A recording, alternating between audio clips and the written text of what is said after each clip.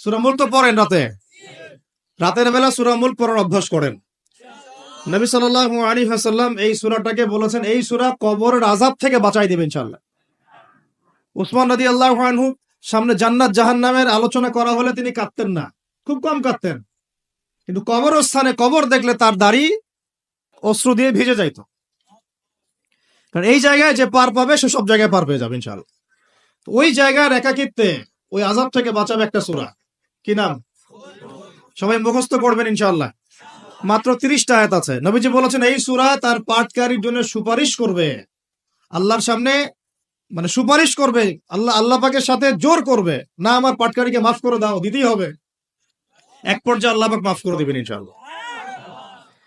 তো এই সূরাটা 30টা আয়াত আছে। নবীজি বলেছেন আমার মন চায় সবাই যেন এই সূরাটা মুখস্থ করে।